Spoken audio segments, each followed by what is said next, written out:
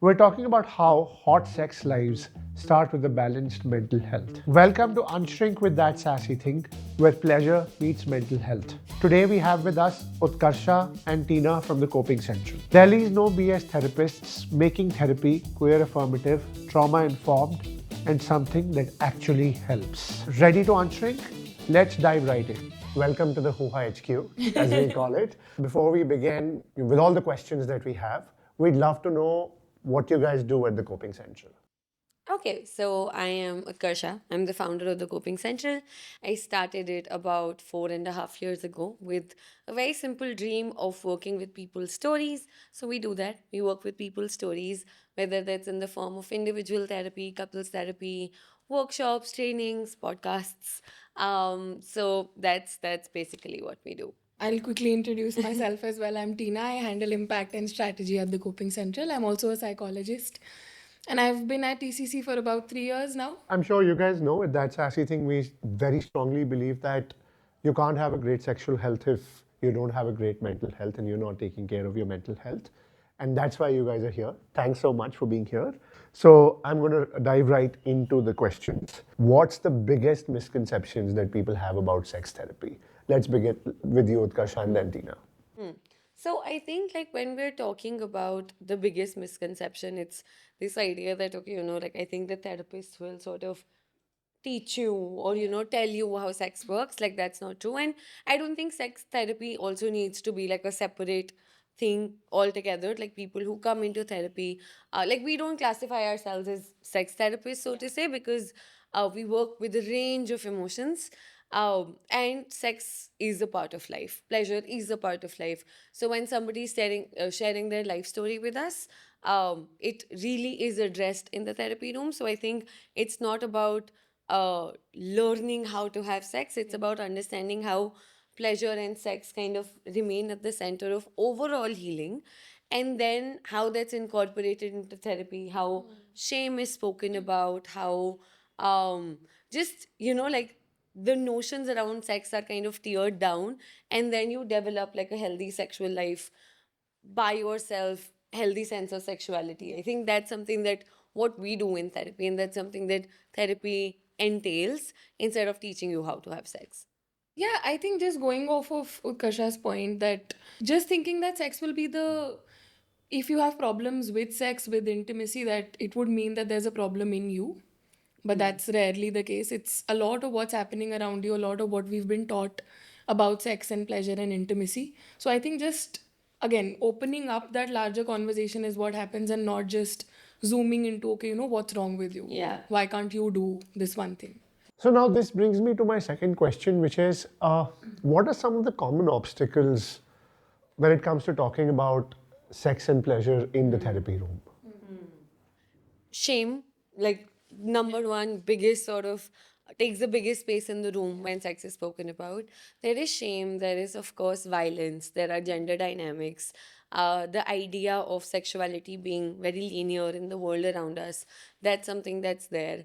And then again, some unsuspecting things really come in, like privacy, how much space you have in the house, how your parents have spoken about sex around you, to you, how you've kind of learned about sex from media, from larger discourse. So all of these certain unsuspecting things also comes in. Like so, I've also been like a pleasure fellow. It's a fellowship that's done across the world. And the one thing that sort of came out in my research was the one, like, how mothers talk to daughters about their sex, or like about sex in general, or how they perceive their mother's ideas around sex. Really, they really internalize, those ideas. So, such unconnected things, I think, also do impact our sort of ideas around sex and what stops us from bringing it into therapy rooms. 100%. And I think just the initial conversation around it, whenever someone wants to bring up sex in the therapy room, it starts off with intimacy and the bedroom. And then, as therapists, we sort of go ahead and say, okay, how's sex? Yeah. Like, how's sex life going for you? So I think that bridge sort of becomes a big one to cross. That how do we move on from the shame? And how do we, Yeah. hold space for this very difficult, often associated with a lot of dirt, for the lack of a better word, that this is a bad thing, this is a dirty thing to talk about. So I think that is a big obstacle that comes along. Yeah, naming the act is the biggest obstacle for what it's worth, you know. You'll say intimacy, you'll say closeness, you will say all of the other things like verbal representation of two flowers kissing each other. You'll do all of that, but then you won't say sex, and then the therapist will come in and like, okay, sex, that's the word. So I think that's the biggest obstacle. A person's idea of sex also comes a lot from or is shaped by how it's spoken about at home, essentially maybe coming from mothers, right? How does sexual shame begin at home? I want to understand that. I think, like being women sitting here, I think it starts very early on with clothes that you're wearing. And you know how the responsibility of our safety and our honor and our, everything good about a woman is sort of placed within her. And I think just it starts when the questions are pointed at you. It starts when the questions sort of go like, why were you wearing that? What were you doing there? Why were you playing with this boy? Why were you sitting with this boy? And not to the other end where, okay, why was this person comfortable staring at my daughter? Or so on and so forth. I think when the questions sort of get pointed towards women or anyone who sort of can be suppressed in a way where, like, why are you expressing yourself in a way that is not okay? So I think that's where it starts. Yeah. Yeah, and you know, like one of the people that I was working with, in a moment of a lot of anger, kind of spoke this, and while they were crying, they were talking about, you know, just how it's been like, how much shame they've had to face in their homes, and they said this one line which I feel like really stayed with me. They said that, okay, why is the responsibility of everybody else's honors in my skirt? You know, something seemingly so harsh but also so hard hitting, because that's what we've been taught, right? The moment you reach a certain age, and now speaking especially as women, because again, lived experiences and people we work with, but once you reach a certain age, so to say, you're asked to be more careful, you're asked to not hang around with men, you're asked to sort of wear clothes that kind of hide you. So there's a lot of, as much, like there's a lot of hiding that happens in multiple ways. If male relatives come in, girls don't come out, you don't play with boys, you hide your bodies, you hide your desires, you hide your thoughts, and then of course, the more the things are hidden, the more shame finds room to sit with it. So I think secrecy and shame go hand in hand, and the more this is veiled under the idea of respect, the more shame comes in. And I think another thing to also add to it is how, again, pleasure doesn't have to be just sexual, Yeah. right? It's just the joy of existing as a human being, and how much of that is suppressed when you're growing up as little Yeah. girls. Like, don't laugh that loud on the street, or don't walk on that side, or just a lot of these tiny examples that might not even be directly related to sex. Yeah. But then that sort of defines your entire expression as an adult, Yeah. or how that Yeah. comes about. I feel that's a very important point. Like, whenever we talk about keeping pleasure at the center of healing, we don't just mean sexual pleasure, we just mean pleasure that is representative of the joy of existing. Could you also give us some specifics about how do mothers influence uh, essentially young daughters? How does shame begin with mothers at times? Let's talk about that. I think in a very twisted way, it starts from safety. Yeah. That, like the only way I can keep my daughter safe is if I convince her that all of this is bad. No, that all of this is bad, just don't go towards it. Because I think mothers, also having grown up as women in the world, know that your safety is very contingent on the goodness of people Yeah. around you. Yeah. So I think it sort of starts from there. It's inherently very, very gendered, you know, like it really sort of comes down to how power works in the society around us, and how fathers or male caretakers are supposed to sort of take the role of protectors, and mothers are supposed to kind of take the role of the caretaker who's instilling a lot of knowledge, instilling a lot of, care in the child. Mostly, again, daughters, because again, it's that sort of gender dynamic that works. So it could be from their own experiences when they were young, you know, when mothers were young, what they were taught, they never questioned because there was no space. So it just get passed on.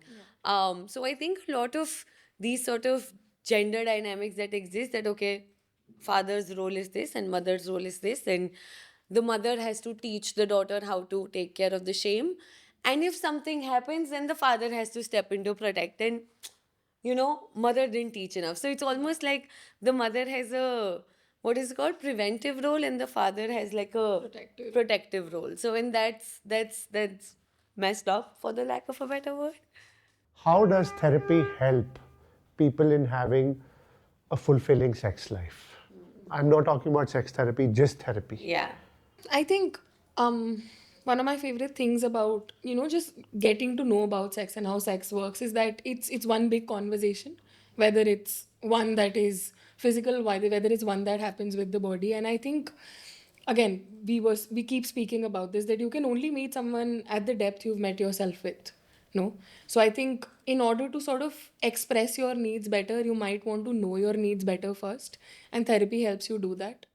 So just to understand how you want to be treated in bed, how you want someone in bed, and again, how you like what are the do's and don'ts of sex for you, because it's different for everyone. If you've had sex with one person, you've had sex with one person. So then just getting to know what your emotional climate is, because a lot of that translates in the bedroom. Yeah, and like something very simple that therapy also does for you is that it sort of puts up a mirror, and you can look in the mirror and you can say that, okay, this is something that I like and this is something that I don't.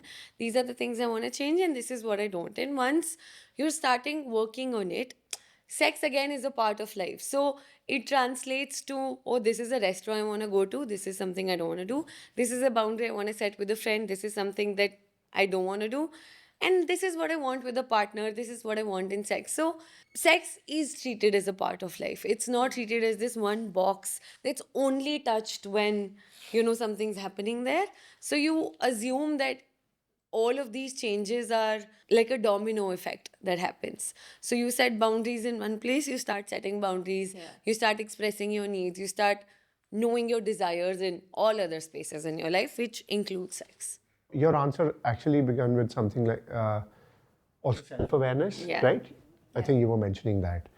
What I'd love to know is that how do you think sex toys or massagers also help people find what they like, what they don't? And in your experience as therapists, how often do sex toys come up? Very often, actually. Yeah, very often. Like it is something that people talk about, whether using as a couple, whether using by themselves, whether using in a long distance relationship.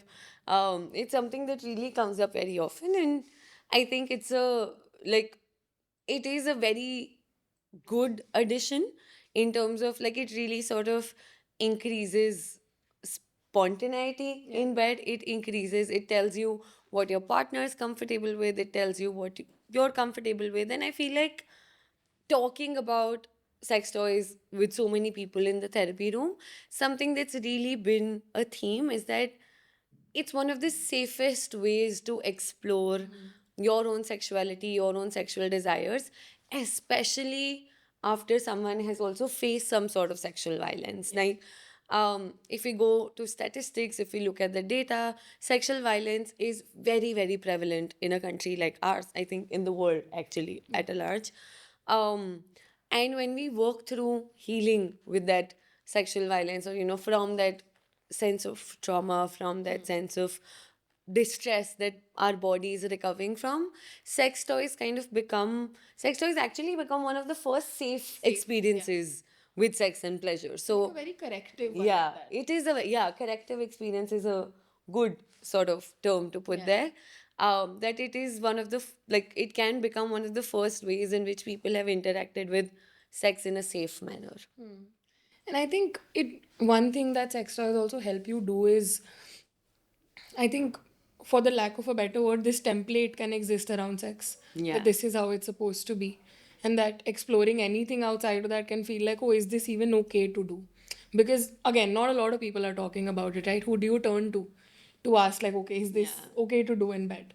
So I think, again, when we have brands like Sassy putting out things with, whole manuals around things, so I think it sort of becomes something that helps you with a very guided, a very safe exploration that can break out of that template of, okay, this is what it's supposed to be. Yeah, like there are multiple categories. Like, are you using it for exploration? Are you using it for corrective experiences? Are you using it to increase intimacy? Are you using it to, I don't know, get rid of boredom for the vibes? So something like that. It's different sort of in every space. Holistic as well. Yeah. How often does sexual shame crop up in your therapy room? And how open are people to accept the fact that this happened with me and this is why many years down the line, this is showing up in my bedroom? I think if we speak about sex on a daily, shame comes up on a daily because Yeah, I feel like twice a day. yeah, twice a How day. often? Twice a day. We work 6 days a week. So now you do the math. Yeah. So yeah, it comes up, and with the question of how open are people, I think again we don't ever enter the space with the position of being experts that okay, we're going to tell you what's happened. We don't place a lot of focus on this is the right terminology for your experience. I think something that we use is experience near language. No, so something that feels closest to what has happened, and it's a very subjective journey for everyone as to what they want to come to terms with and when they want to come to terms with. Yeah. But yeah. Yeah. And it's also something that, even like like Tina said that, we're not experts in people's lives. So we also assume that they've lived a life that's been very full. They've now come to therapy wanting to talk about certain things. So to also trust the other person that they know something's happening. They know that there are feelings, experiences that need to be given that language. It's just that we take, like, it's almost like, if you play, I don't know, if you play cricket, that sort of little run up before the ball is thrown. So I think like there's a lot, multiple run ups in therapy before you actually get to talking about the thing that's bringing a lot of distress. And if you hurry the run up, then it's not going to be a great delivery. So I feel like that you let people do the run up on their own, and then when they're ready to kind of throw the ball, you catch it, you hit a six, you do whatever. Great cricket metaphor, man. That's what I'm I was amazed by thinking. this. Someone who's Yes. not watching a lot of it. That was a great one. But it's that thing that you kind of let people kind of take their time, and then they will. I feel therapy is based on a lot of trust, and if we don't trust the person who's sitting in front of us to actually get to that place, then we're not doing the process a lot of justice. So we place a lot of trust in our clients and being like, you take your time, and we also know somewhere that it'll come up. They know it'll come up. It's on like, okay, one day where they realize that okay, we're at that space, it comes up. So it's that trusting the process quite literally that happens. Yeah, and again, to speak to that, I think it happens a lot in the therapy room, right? Like we'll have relationships with clients that'll go over years, and it's not the first thing to come up. Yeah, or never. It'll come up Very 2 years rarely. down the line, 3 years down the line, and sure, Yeah. we'll take it when it comes up. But yeah. So this brings me to the next question, which is, as a single person, essentially a single woman living in India, what's the right time to Great assumption. bring up sex in the therapy room? Like, what's the right time? I don't think there's the right time. I've had people come up in the first session and say that, okay, we read in your bio that you talk about sex in the therapy room, you talk about pleasure. So we'd like to bring it up, but we'll decide when. So this can come up in the first session. I've had clients who've been in therapy with me for years, and this has come up after like 15 months of them being in therapy. And they're like, oh, this is something that I wanted to talk about, but I just never knew how to bring it up. So I don't think there's a right time. If you feel like, though, like this does come with the caveat that if you feel like it's actively causing you distress, it's really making you sort of, stop a lot of functioning. It's actively causing you distress. It is taking up lot of your headspace. It's kind of impacting your relationship with yourself or the person you love. Then try to sort of gauge, bring up like a tester conversation, see how your therapist responds to it. Because again, I think there's something I always say that we as therapists, we've also been bred in the same society that everyone else. So there's also some shame that we have to work through to actually bring it up in the therapy room. So I do hope that every therapist has sort of worked through this shame so that they can hold that shame from the client. So, and for the clients, try to see, how much space is this, how much real estate is this taking in your head. And if it's a lot and there's no space for anything else, then probably it is time to bring it up. Yeah. And like if you feel comfort around that, it's always a good time to talk about Yeah. sex. Like there's no Yeah. bad timing for it. When is it the right time for anyone to start seeking therapy and essentially sex therapy?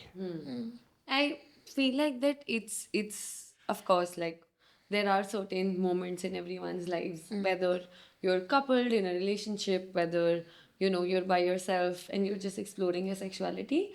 I think one is, of course, the first thing that really obviously comes to my mind is when sex has been uncomfortable or painful for you, or you're just unable to experience pleasure.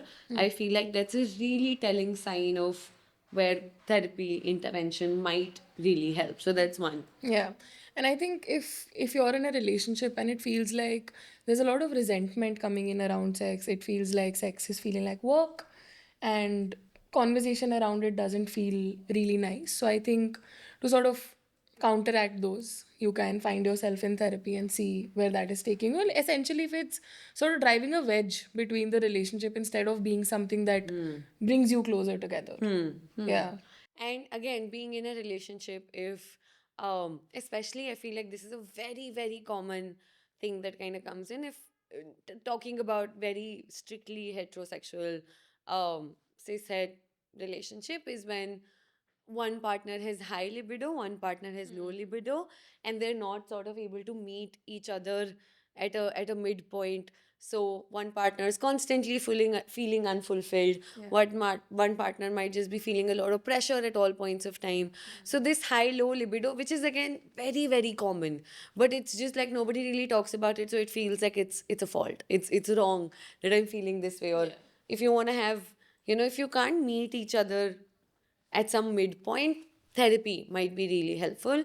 And as a single person, if you're kind of noticing yourself, um I don't know what's a better way to say it, but if sex feels like a task, if it feels like you're doing it just to avoid something, if it feels like it is putting you in harmful, risky situations without necessarily taking care of all the other factors, it might be a good time to seek therapy intervention. 100%. And apart from this, I feel like if in general sex feels like, you've had some difficult experiences or some unpleasant experiences around it, and it feels like it brings in more mental, physical, any pain than it does pleasure. Yeah. So I think it's a good time to sort of take it to therapy, Yeah. speak about it. Because again, these are not problems inherently within you, but these are situational things and contextual things that come about.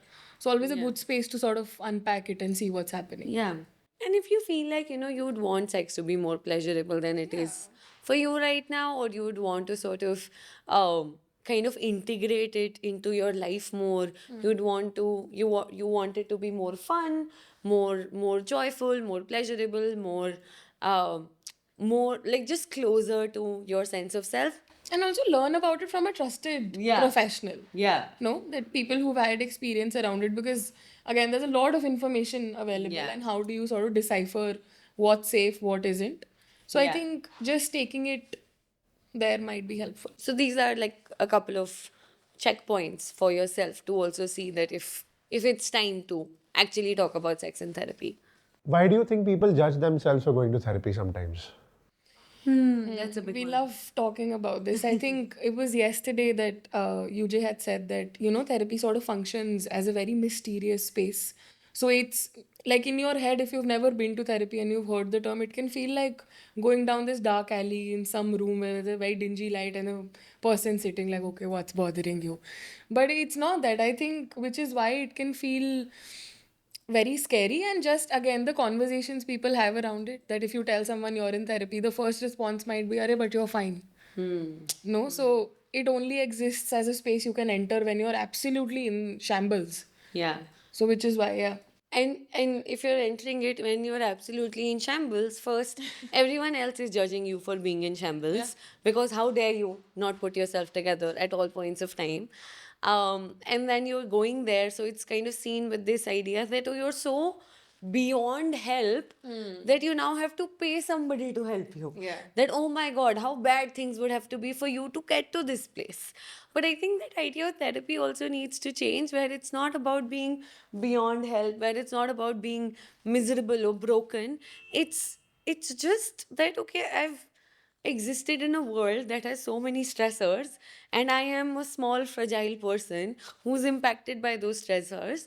So I just need to make sense of things. Yeah. So I feel like I fundamentally, as a therapist, as a receiver of therapy, look at therapy as a space where I go and make sense of my experiences with somebody else sitting with me who has some knowledge, some expertise, some experience.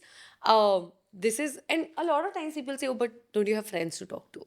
Right? You have friends to talk to, why do you need a therapist? Because my friends are also probably people who are coming from a very similar space as me. So sometimes I might need a voice that exists out of my head and tells me, what they're thinking, and that might help me. So I'm making sense of things with my friends, with a partner, with my family, and with my therapist. Like, Yeah, it's like why do we want to cut down a space to talk about Yeah. feelings? It's almost like say, telling people they shouldn't go to the gym because they have a body and it should be well built on its own. No, like Yeah, what's that's the true. issue with building on things? Yeah, yeah. So yeah. Like, the next time anybody questions why you're in therapy, ask yourself that, would you not go to the gym if you're walking every day? That's not true. Like, you want to have multiple avenues of Fitness. feeling better, wellness, whatever it might be. We'll talk about couples therapy in particular because I do think it can be a tricky space where one person has to convince the Yeah. other one, come, let's go talk to someone. Yeah. How do situations like these pan out, and how can couples actually be more open to the idea of going into therapy? Let's talk about that. I feel like that's a very loaded question, but that's also very important because I think, like you rightfully said, that sometimes one person in the relationship can see a problem as a problem and the other person might not. This also tells us about, where their own internal journey is. Like, what's important to me, what's a problem to me, what's a problem I want to address, is all very dependent on the self work that we've done. So I think, like, couples therapy and individual therapy sort of need to go hand in hand in a certain way. And to also not see couples therapy as a sort of like a medicine for a failing relationship. I feel like that's something that we do carry the weight of, that, if you're going to couples therapy, that means that it's done. Relationship is over. You don't have to you don't have any other options, so which is why you're here. But so many times it can just be a place where it's like, I don't know why my partner is seeing this as a problem. So maybe I'll just go with them, talk about it, and get their perspective, get the therapist's perspective to also meet them at that place. So a lot of the times, the couples that I work with who actually do come in this space, that there have been fights and there have been conflicts and there have been repeated conflicts over the same thing again and again. And we've tried a couple of things and they just don't seem to work. So let's explore. Like, let's sort of get into the playing field, fight multiple scenarios out, and then get to know what are our strengths, what are our weaknesses, and how to kind of work with that. So I think couples therapy, in fact, is, we need to kind of, as all the puns intended, we need to look at it as a play arena where we are getting down to the mud and we're kind of fighting it out, and we're seeing, what impacts, how do we work it out, how do we sort of come out of it feeling victorious, for the lack of a better word. And again, like I like that you use the word play arena because I think we can sort of end up looking at it as like a courtroom. Yeah. That the therapist is the judge and like I'm going to present my motion and then you present your motion. But the thing is like you all are on the same case. Yeah. So I think that is something that becomes really helpful. And it shouldn't be a medicine to a failing relationship because you can go to it at the beginning of a relationship Yeah. as well. That, okay, I'm looking forward to being with this person. So, how do I sort of make sure that our lives sort of find some balance and some, common ground just so we can move through life easier? Now, that brings me back to the question of relationships where one person has a higher libido, the other person has a lower libido. What do conversations like that look in the therapy room, and how do you tend to resolve it? And what are usually the most overlooked factors leading to a higher libido or a lower libido? I think to kind of start with, it is also, it can be something that's inherent. It can be depending on, like a lot of other factors like socialization, gender. That's something that comes in with the higher libido and lower libido difference. Then, of course, tiredness, life stressors, how the relationship is feeling like for someone, how connected you feel with your partner, what the expectations around sex are, what certain sort of like what are the pressures around sex, what are the things you've worked upon, what are the things that might be still unconsciously impacting you. So all of this very very clearly impacts our libido, and I feel like, I think going back to the previous question, checkpoints for talking about sex and therapy, all of this, right? Like all of these are things that impact sex as a whole.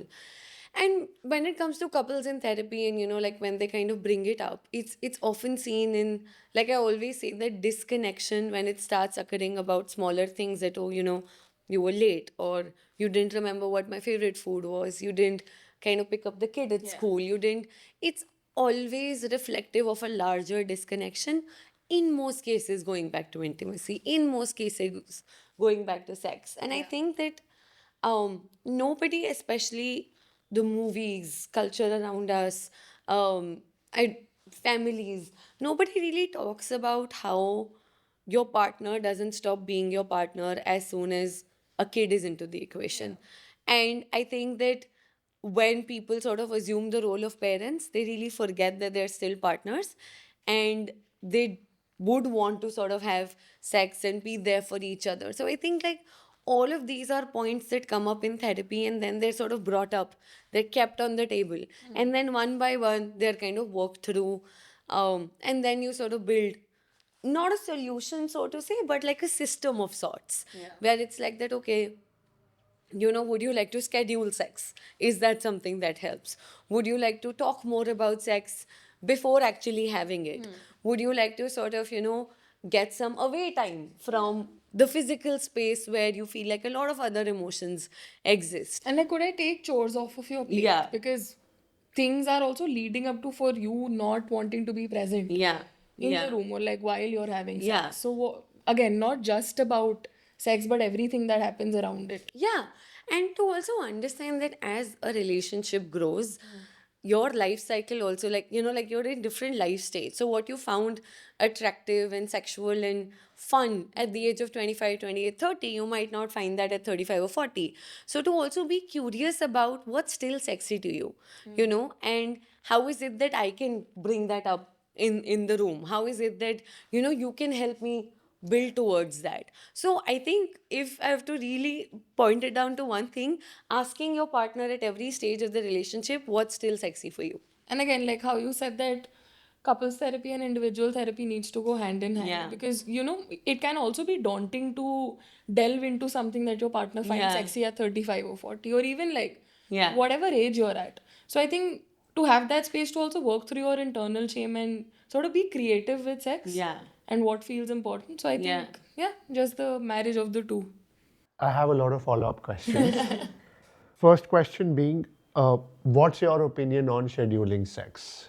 I've seen it helps. Yeah. It really helps, because while people romanticize spontaneous sex and they're like, oh, it should be instant, and it should be fun, and it should be immediately in the moment. Chemistry is not built in the moment. It's built throughout the day, for what it's worth. So if, say, like, this is a conversation that I had with one of the couples that I was working with, and they said that, Friday evenings are for sex, and since the morning time we're anticipating it to happen, so there's so much chemistry every Friday morning. Then there are a little bit of, like, some sort of teasing texts towards the lunchtime, and then you see the person in the evening, it's going to lead to that. So it's almost like you are allowing space for a lot of anticipation, a lot of chemistry, and there's no need for scheduled sex to be monotonous or be on autopilot or be boring, for the lack of a better word. It can be very interesting, and you make space for gymming, you make space for you, you put it in your schedule, you put work in your schedule. So you don't see those things be boring, if you really like it and you really enjoy it. So sex also doesn't have to be boring if it's scheduled. I imagine gymming only working if it was spontaneous. Yeah, no, that never works. And again, like foreplay doesn't have to begin in the bedroom. Yeah, It's really yeah. important that it does outside of it. Okay, so let's expand on that. What do you mean when you say that foreplay begins outside of the bedroom? I think if we sort of really go into that again, I love thinking of sex as conversation. And if you're not conversing about it, and if it's sort of limited to one bedroom in your house and limited to one physical space, then that's how our conversation and our ideas around it can also be. Yeah. If we sort of expand it to it just being, like going for a walk in the park. Yeah. And it being a normal conversation that, okay, this is what I like, this is what I don't like, this is what I want more of, less of. I think when that conversation becomes easier, sex becomes pleasurable, enjoyable, Yeah. sort of easier to do as a whole. Yeah. And yeah. And I think like then sex also kind of comes with this sense of it being a culmination of the connection that you've built over the day or over the week. And I feel like this is a disclaimer that we have to put, that while we know we're really talking about it, all of this awareness comes with a lot of privilege. 100%. That you have to have space and you have to have 4 rooms in the house to Yes. yourself and have sex in and all of that. So I think if I speak in a meta sense, our country's biggest problem is that there's no space. There are a lot of systems that are corrupt. People don't have the chance to even think about sex when there's so much crisis that's happening. But if you do, and if that's something that you want to do, then to kind of understand that when it's conversational, when the foreplay is, so many times there are these Reddit threads that, okay, what are some sort of non-sexual turn-ons? And people will say, oh, non-sexual turn-on is when my partner remembers my order at the restaurant. Yeah. Or when they sort of, they're browsing songs and they play this one song, that used to be our song. So all of these things remind you of the connection. Yes. And then the connection sort of culminates in sex. So then sex becomes a continuous act of we're meeting, and then we're together, and then the cycle sort of continues. Instead of it being like this one rock or task that Which needs is to be like ticked a off. means to an end. Yeah. That, oh, like, chalo, karke khatam karo. Yeah. Like, you can't go about it like that. You guys had also mentioned something around how the dynamics between partners completely change after they have a child. Let's talk about one, why are mothers not looked at as sexual beings? Where does this come from? How bad is this thing for relationships, and how can couples avoid being in situations like it? I think the one thing that comes up for me is the archetype of like Yeah. the mom. Like she suddenly becomes this saintly, divine human being, devoid of any needs, devoid of any attention, pleasure, anything, and her role is to just raise this offspring. Yeah. And then where do you bring your needs in? Because I think everyone speaks about how mom knows best, mom knows everything, mom knows how to just be there for the child, but who's there for mom? Yeah. And Yeah. Yeah. I think that's what we spoke about, no? Recently in a conversation with the couple who are planning to sort of have a baby very soon. I spoke about the fact that while of course there will be the baby, and the baby will need the mother more than maybe the father, so to say, just by the idea of feeding or taking care or anything like that. The mother will need the husband, the wife will need the husband more than ever, because not only will her life change completely, but her idea of like her identity will also change. And to remind her that, okay, she's also okay, she's also looked after, she's also taken care of, that really sort of comes in. So I think like this whole idea of them, like mothers sort of being saintly and divine, this also needs to change a little bit, because they're still the same people. Sure, they've sort of pushed the whole human being out of their body, and there are hormonal and emotional changes, but if the partner is with them in those changes and they remind themselves that I'm still the partner and I am the father of the child, and these are two roles that can kind of coexist, I think that's something that's extremely important. And again, like just to, I think there are no spaces sitting with the idea of how childbirth can feel horrible. Yeah. You know, like your entire body has changed over the course of 9 months. You've pushed a human out, and it's like suddenly supposed to be the best thing that's ever happened to you. Maybe it's not. Maybe you feel like shit, and I think it's important to let mothers get that space, because I think you can only heal through something if you've spoken about it.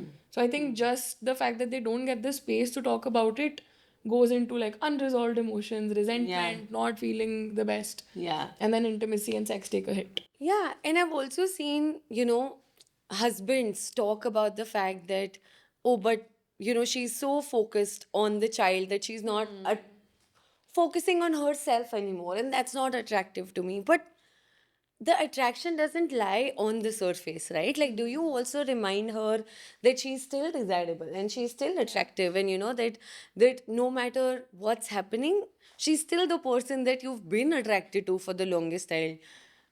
You've been attracted to make this baby, to put it in a very crass way.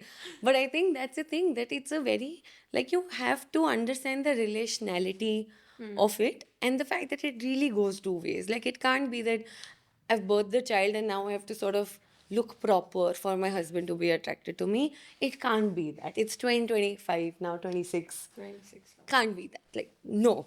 I forbid hard no. people to think And like like to also take it to a very dark standpoint, there is something known as the husband stitch. Yeah. That doctors and hospitals offer. Yeah. That So let's talk about that.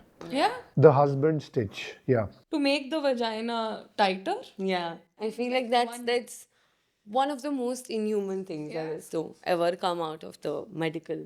I'm sure there are more, but this is horrible. Yeah. And this is like a direct reflection of how patriarchy impacts sex. Yeah, like you can take it to the length of altering someone's body after it's sort of and without their consent, without their consent, by just the husband's consent, who's interacting, like, then it's just seen in this way, right? That once you've birthed the baby, the purpose of your body is just for your husband to have sex with you. That's the thing, right? That then it's just kind of seen in that way. And I feel like that as a woman, it's also, it really sort of infuriates me, the idea that this exists, but it does. And I think just the assumption for that your body only exists for people around you. Yeah. No, that you've now birthed the kid, so now you raise the kid and you've pushed it out of yourself. You can get no moment for it to be for yourself, because now then the stitch comes in and now it's for the husband. Yeah. So I think just the erosion of identity that comes along. Yeah, unsettling. Yeah, I'd never heard about it. I don't think like there's enough conversation around Yeah. it. And it was also like, then I started seeing reels of like gynecologists talking about it, like really sad. In one of your previous answers, you had also mentioned that people and couples need to stay curious about each other. Yeah. How do you think that can be built? I think like one fundamental idea that I have about us as human beings is that very, very rarely can we be at a stagnant point in our life where we've known everything that there is to know about each other, right? Something as small as a new movie is releasing this Friday, and my reaction to that movie will be new information that my partner will have about me. So even just something as small and so considerably insignificant as that, right? So there will be newness because the world that we live in is changing every minute. And it's not to say that, okay, I'll have an opinion about everything, I'll have a reaction to everything, I'll think about everything at all points of time. But just to understand that, there's this new trend in the market, there's a new movie, there's new music, there is a new thing to do in the town, right? How is my partner responding to that? How is their reaction to that? How do they feel about that? Something as small as this will allow you to be curious about your partner. Like not in a way where you're supposed to be the only one putting in the Yeah. hard work for it. That I'm going to sit and analyze, like, what are you thinking? But then have a conversation with intention. Yeah. And okay, how is this making you feel? And if you've known them for a long time, you've probably known something similar that's come up before. Yeah. Like if a ramen restaurant opened in 2013, I could ask you, like, how do you feel about this one now? Yeah. What's different? What's new? Yeah. So I think, And not just about the likes and the dislikes, for what it's worth, what angers people, what makes them sad, what makes them jealous. what makes them shut down, like. And again, like I said, we live in a very overstimulating world. So everything makes us feel something at this point of time. So just to know that, okay, if my partner is feeling a certain way, why? What is it? What is this a reaction to? Something as easy as this is something that will keep you curious in the relationship. Have you been in scenarios where one of the partners has cheated? They've come together for a couples therapy. How do you think therapy helps in scenarios where one partner has cheated? And what does healing look like in these scenarios? Does it mean people coming together? Does it mean forgiving and going, to different ways? What does that look like? I think that's a big one because it is something that comes up actually more than we anticipated in therapy, in couples therapy. The one very important thing is the bedrock of this entire dynamic, if you're coming in after infidelity, is that you have to be on the same page as to where you want the relationship to go, and you really have to put in the effort to sort of bring this relationship back. Like we always say that there's this concept in therapy that we talk about, and which is called that in every relationship there's rupture and repair. The intensity of rupture is not as big as how much the effort goes into repairing it, and the repair is always more important. So to also see the impact of that cheating, that is it one instance, is it multiple times, is it something that tells you more about the relationship, is it something that would want you reconsider the relationship or the style of it. So many points of conversation, it is something that's the kind of brought up. So to be on the same page about where you want the relationship to go, to understand that it has impacted the relationship, it's not something that you can forget and move on from. It is something that will probably keep coming up in conversation again and again and again. Even if the hurt is resolved, it'll still come up in the conversation because it's a huge dent. It's seen in the work that we do. So all of these things really, and then again, do you want to be with each other?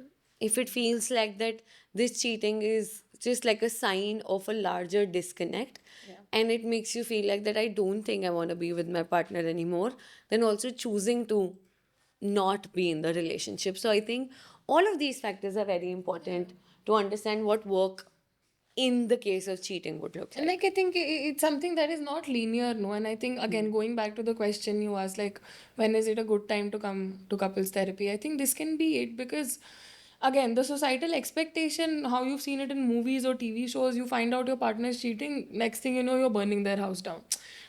You can't just flip off this switch that you have for love and care and admiration for this person. So I think to also see where these goals are to come for you, if you want to stay together, if you don't, whatever it is that you want to do, I think another great sort of entry point into therapy. Yeah. But yeah, it is a conversation that comes about a lot. It is one that comes in with a lot of distress, a lot of active hurt and pain and guilt.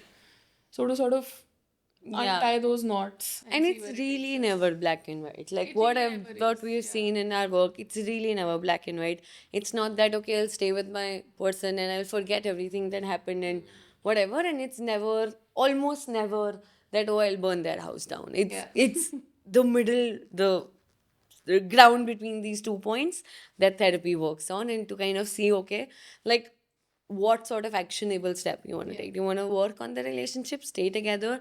Then what is the effort that you're putting in? If you want to not stay in the relationship, then how do you sort of hold on to the feelings that you probably still have for each other?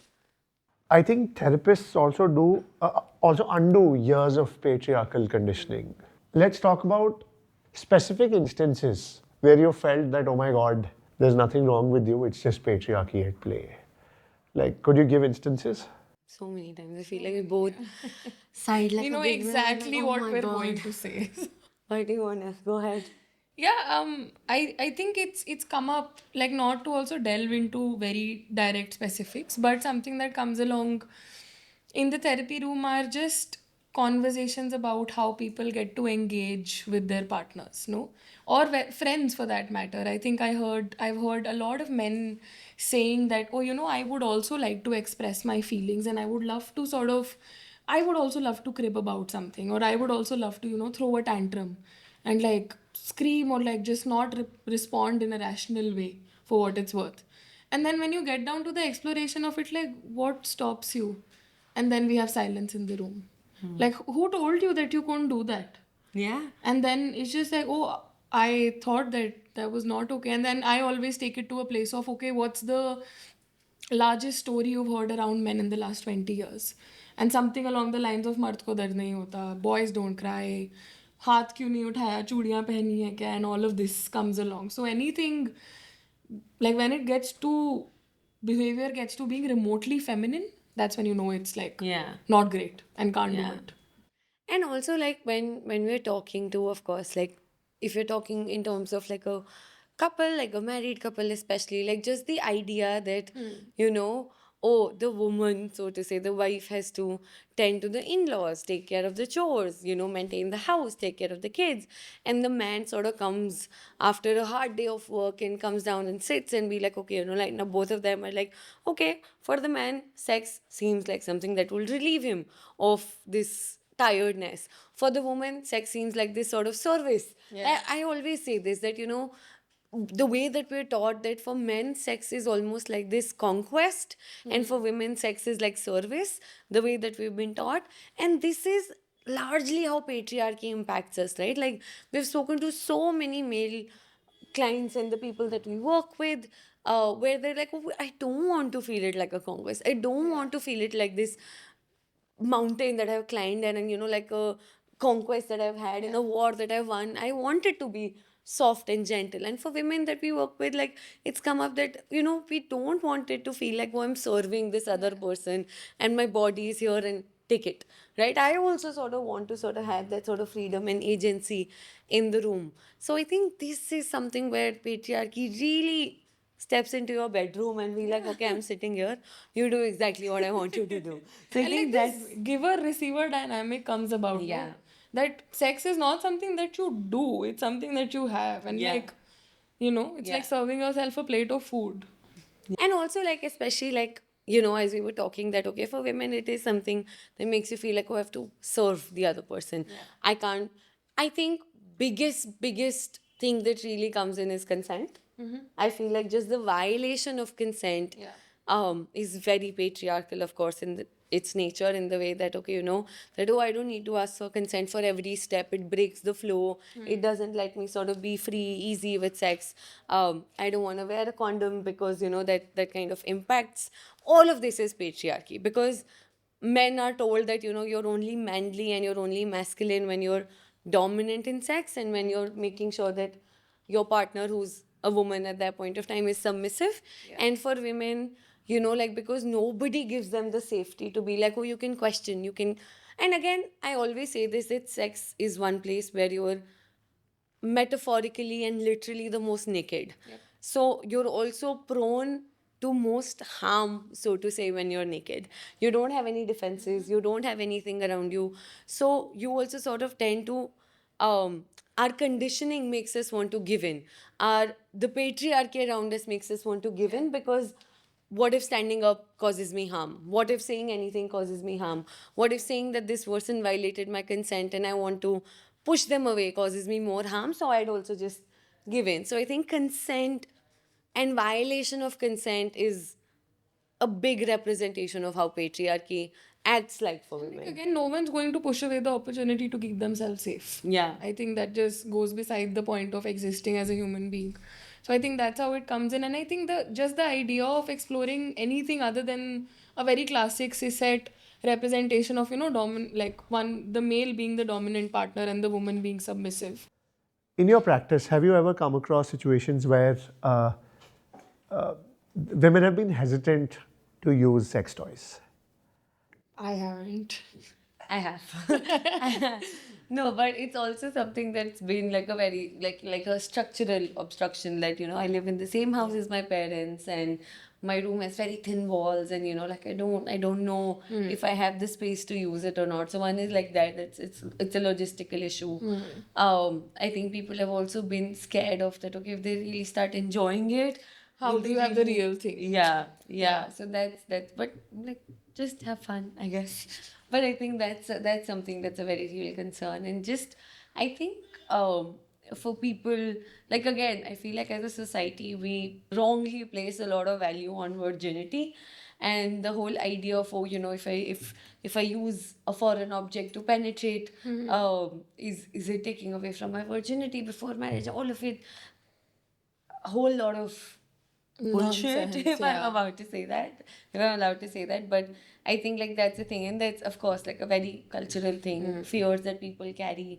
So in these situations, we've seen some inhibition that's been there, but Yeah. yeah. And like going back to the question that was asked, how does patriarchy sort of come in to the bedroom for women? I think just the objectification of a woman like a gift Yeah. that you get to unwrap and you get to sort of take the virginity away.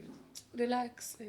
Like, first of There's all, no it's need to not be doing yeah, that. it's I feel like this is again like the husband stitch is something that really enrages us, the whole idea of virginity. Yeah.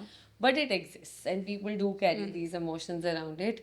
So these are the situations where there's some hesitation about sex Yeah. toys. And what's your answer to someone who feels like if I feel really good after using a sex toy, I may not enjoy the real thing? What's your answer to that? No, not this doesn't happen.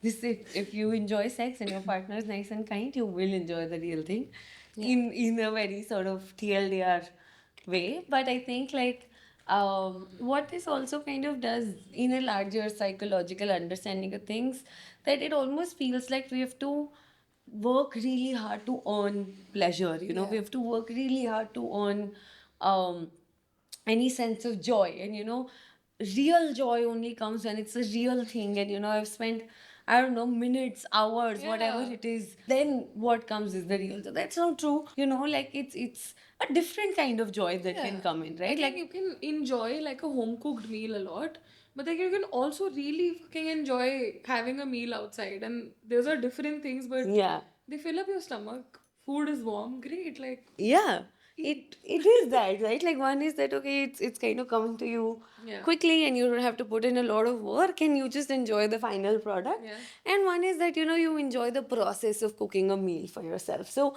both things can be enjoyable. It doesn't have to be one or the other. Yeah. I'm sure you also have scenarios where usually it's a man who feels threatened when his partner is using a toy. How often do these situations come, and uh, what's your idea to help someone navigate this?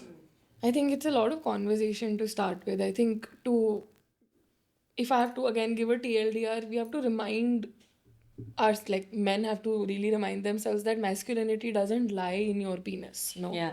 Like, it is something that is a larger idea as a whole, and it doesn't sort of get shattered if another object enters the room. So I think again, when we think of sex as something that two people are having it, we might as well take all the help we need to make it more enjoyable. But if you Yeah. put it in the sense of, okay, I have to like do sex and I have to be the giver in this relationship, then of course there will be so much pressure on you Yeah. that I need to be the sole giver of joy and Yeah. pleasure and an orgasm or Yeah. more. And ask your partner, no? Yeah. Ask your partner if what do they enjoy? And like, my favorite sort of one-liner about this is, a sex toy is a friend, not a competition in the bedroom. And that's what it is, right? That it's like a, you have your box of tools and it's like this sort of thing that kind of comes up. It's like you open it and, oh my god, magic happens, something like that. So it's on your side, I feel like. Yeah. Because the ultimate goal of sex is for everyone involved to feel great and feel good about themselves, about the person, about the situation itself. And if your partner enjoys and it helps them feel great, so why not Why not? include it in the process, right? How do you think toys can enhance intimacy in the bedroom? It's also something that really sort of, like we said, I think in the beginning, that toys really help a person understand what they like, what they not, experiment a lot, understand what safety is in sex, and that can be translated into a coupled space. I think the first starting point is that. And the second thing is that if there are things that, there are certain medical conditions that can come in. There can be vaginismus, there can be erectile dysfunction, there can be some sort of ejaculation, some concern with ejaculation. All of these things are very, very commonly existing in the bedroom. And sex toys really help you take the pressure off, ease the process for you, increase the pleasure overall. And it is something that kind of helps you understand what works and what doesn't. So it's almost like that, it's almost like this sort of trick up your sleeve that you can pull up if you're not sort of feeling up, and or not even up to the game. It's also when you might want a little bit of extra help in a certain way. So Disability as well, right? Yeah. I think it's something that's so helpful. I think a lot Yeah. of times when people post about products for disabled people, comments will be like, okay, who's going to use this? So whenever that question comes up, that who is it for, that maybe it is for someone who really needs it Yeah. more than the next person might Yeah, do. I feel like that the point is not considered only. Yeah, Like, if someone has arthritis, yeah, how are you supposed to sort of pleasure a partner with Yeah. your hands? And then if you have a toy in the mix, then sure. yeah.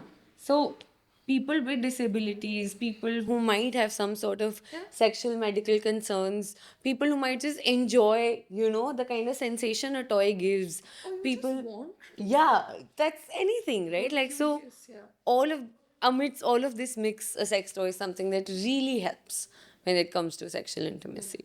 Why is it, like you had just mentioned some time back, why is it so comfortable for for women to give a sex toy to men versus men buying it for their partners?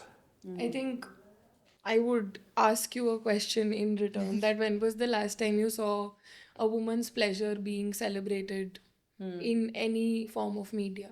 Apart from the media that you guys put out.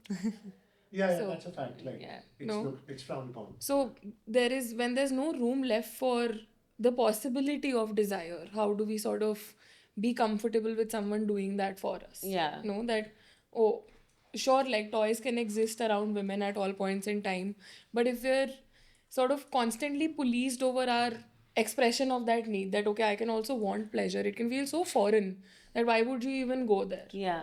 That it's wrong, immoral. Yeah. And I feel like this is something that has also been like an age old, I'll say age old, but it's like a Facebook post that kind of does the rounds. And feel like a lot of us were introduced to the idea of feminism by this one statement that if a man goes around with multiple women, he's a stud. If a woman does it, she's a slut. So that's something that's there. So except one, again, I'll put it very, very crassly, like except one penis having like access to women's sexuality, it's seen as competition, it's seen as a threat. And more sort of access that men have, it's seen as though it needs to be celebrated, needs to be something to be pompous about in a certain way. So I think like that's also one of the factors that contributes to it, that men need to be pleased in several ways by several people through several channels. So which is why that's promoted more, and women need to sort of cut down on it as much as possible and be only reserved. And be thankful Yeah. for what they're getting. Yeah. No? Like if I am choosing to have sex with you, you should be so grateful. Yeah. Thank you for this exclusive, lovely Yeah, experience. I feel like I can Yeah, feel I can feel anger anger. boil up in my body, but that's what it is. Yeah. You said that you'd gifted a toy to your friend. Why do you think sex toys make for thoughtful gifts? One is a therapist's answer, and another one is a friend's answer. So maybe the same. Yeah. My friend answer is always like, if a friend ever comes up and they sound frustrated, like my go-to answer is, you sound like you've not had sex before. Like I can sense this specific flavor of frustration, and you need to sort of have an orgasm before you speak to me further.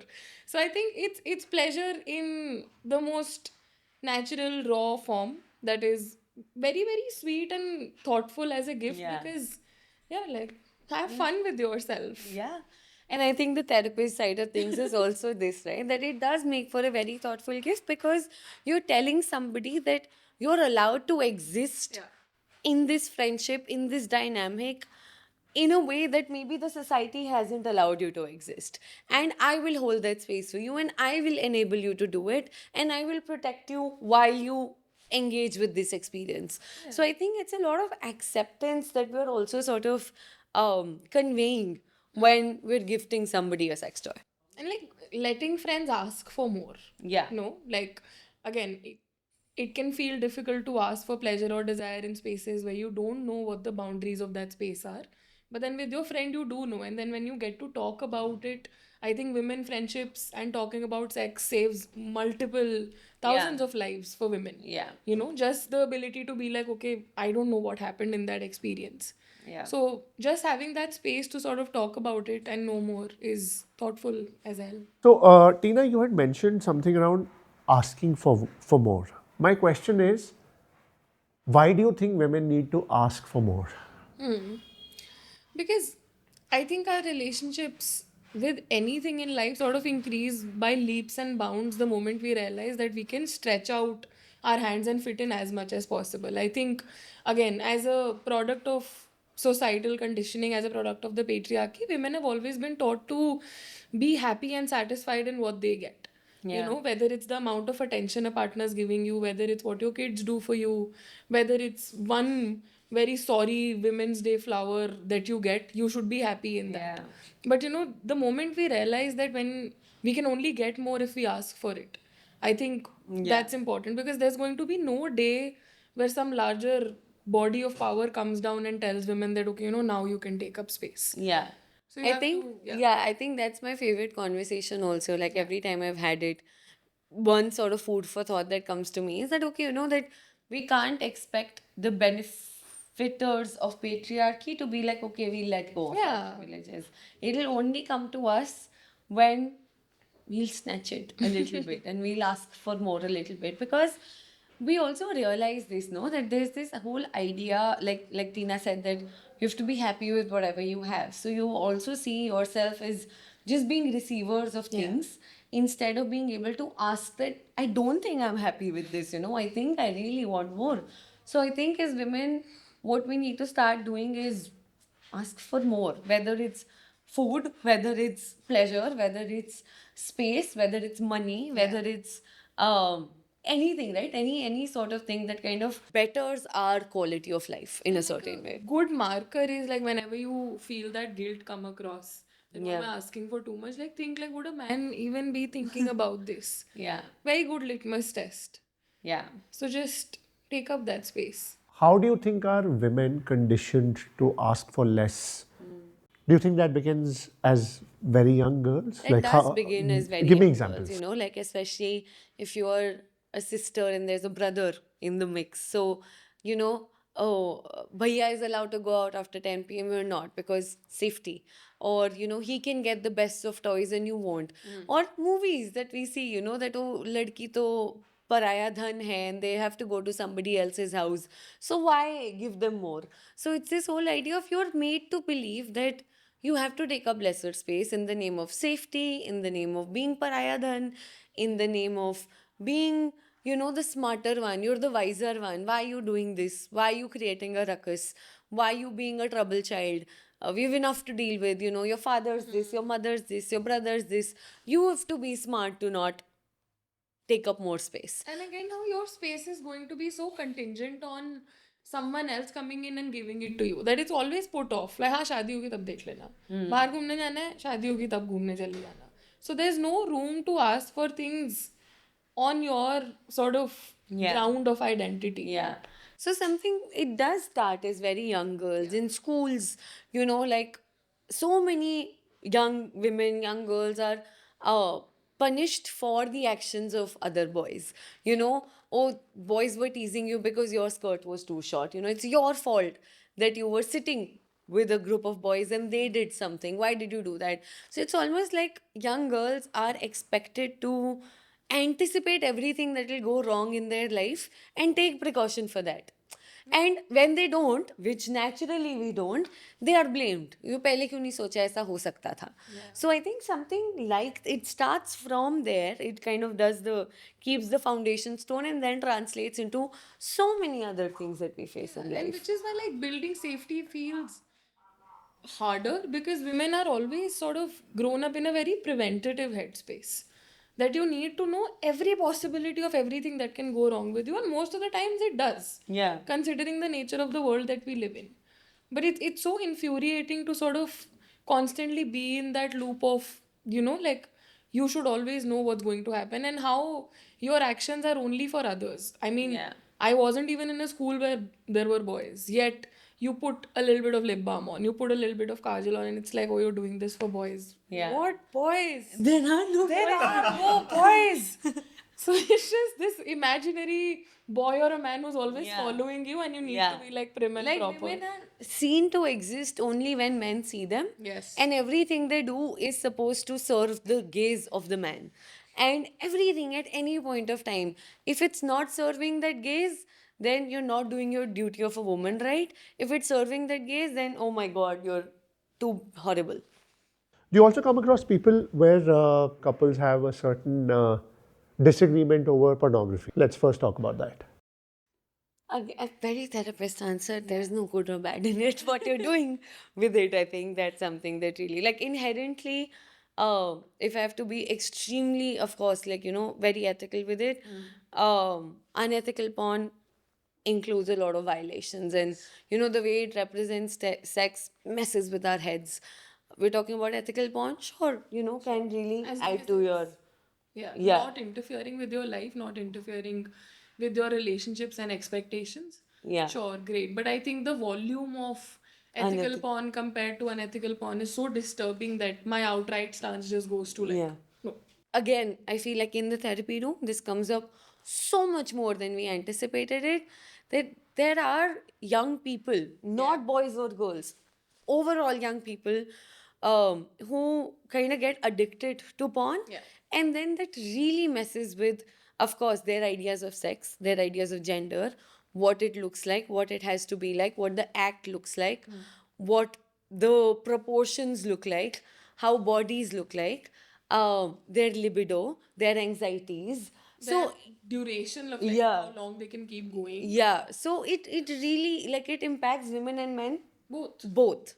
So that's something that, like, unethical porn really messes with your head. And when you come to queer identities and how they're reflected in porn, it's almost like if fetish was turned into a camera lens, that's what it would be. Yeah, anything that's on the margins, actually, not just Yeah. queerness, anything that's on the margins is just fetishized in porn. That, okay, a person is only acceptable as long as they're having sex a certain way, especially if they're queer or they're a person with disabilities, if they're a person who has a fatter body, if it's a person of a different race than just white, all of these things comes in. Okay. So I have two questions here. One, I want you to decode ethical porn and unethical porn. Secondly, you also mentioned as long as it's not interfering in your relationship. What does that mean? What does that look like? I think ethical porn is to kind of also see how it represents sex, and of course the people that are being worked with, what are the conditions, who are the people who are there, what all about, like, the product that's made. So if all of these, if there's transparency, if there is respect, if there is safety that's kind of made sure of, all of that is ethical porn. Age as well. Age, yeah, of course, age. And that if it's not sort of fetishizing, again, people on the margins, and which unfortunately is like 0.2% of what's available on the I internet. can think of one website. Yeah, like, nobody really knows, where do you find it. It's often paid, it's often, kind of behind paywalls, it's often very inaccessible. So it's also a very sad thing for something so progressive to be so inaccessible. And then what's there out there everywhere is unethical porn, where it kind of represents violence as being a part of sex. It, you don't know if the people who are in it consented to being in it or not. If And again, like, aftercare is a massive part Yeah. of sex, and I don't think a lot of videos sort of focus on that. Yeah. It's just bam, bam, Yeah. and good night. Like, I'm never gonna see you again. Yeah. And that's about it. And it's so fake, like, like none of that is happening in the real life. None of those body proportions are present. No one's laughing. It's almost like they're there to do a job, which they really are. Yeah. Like, you know, like, Yeah, they're shooting. There's no joy in unethical porn. There's no joy, no playfulness, no sort of, Mess-ups. yeah, no mess ups that's represented in unethical porn. And I think that it, just by the virtue of it, it becomes unethical because it's a lie. Yeah. And coming to the other question, where it's also this, that how do you know it's interfering? If, like, one thing that we've seen a lot, especially, with people that we work with men, is that there's almost like this expectation that I have to be, again, very masculine, very dominant in the bedroom, like the people I see in porn. And that leads to them not being very present. That leads to a lot of erectile dysfunction. That leads to a lot of premature ejaculation, because all of that is anxiety. And their body is not able to take the pressure that comes in with the representation of porn that we have out there. Yeah, and I think just the again the pressures of okay, I'm going to have to force myself onto a person for Yeah. it to be pleasurable for me, and then maybe you don't like it, and again it's a gross violation of someone else Yeah. being in that space. And again, like with interference, it's almost also like when we hear of people's, sort of not being able to redirect life away from porn, Yeah. missing out social gatherings, not hanging out with friends, doing activities that you need to do to take Yeah. you through life, because porn has now sort of replaced itself as one source Yeah. of dopamine in your life. Yeah. And if you find yourself, like constantly almost like craving for it, or if it feels like it's the only thing that will emotionally soothe you and relieve you, it's something that needs to be addressed. Great. So I think we've had a great conversation, guys. Thanks so much. I think having this conversation in general and being associated with Sassy for, the last couple of weeks and hopefully in the future also, it's something that really sort of aligns, and in some way, like I'll go into a little bit of like a personal storytelling, is that since I've worked, like I've been, like I said, I've been a pleasure fellow, and since I've worked in the space of pleasure, even before then, I've been following, your brand, your products, have had personal experiences with it. And one thing that I've really admired is that you've never swayed away from your principle of one, catering to women's pleasure, and two, talking about it like it's a dialogue instead of it being like a preachy thing that everyone needs to follow. And I think what you were talking to Sachi about, the fact that, I wish I had an elder sister, like she said. And I feel like Sassy has been that for so many women, for me, for so many other people. So we're really glad that we're getting to do this, because not just the quality of the product or the colors of it or what it represents, I think what really sort of connects us with this entire project and with this entire sort of dialogue is also the values and the principles that you stand upon. And I think we've seen it translate to practice. So I think that's really nice. And I think we come across brands and we come across people that we work with, and something that's so admirable about you and Sachi is the ease that you work with. Yeah. I remember the first call that we had, and Yeah. UJ and I were just sitting there like, oh, like, I guess we're doing this because it just happened Yeah. like that. And I think something that is so heartwarming is how, again, how women's pleasure is at the center, to the point where I also showed my mom the page, and it didn't take a lot for it to also translate it to her, a woman who's also probably not been exposed to something like that. And I think just the warmth and the love that we've been welcomed with, and it's been a lovely conversation, and we hope that it keeps going. Yeah. Yeah. It's about reclaiming pleasure, joy, and power. Thanks, Utkarsha and Tina, for decoding how therapy is not just great for hotter sex, but also for living a banger life. I'm Himanshu, the co founder of That Sassy Thing, and we're a brand that's bridging the pleasure gap for women through fun tools and content that helps you own your pleasure. Thanks for joining Unshrink with That Sassy Thing.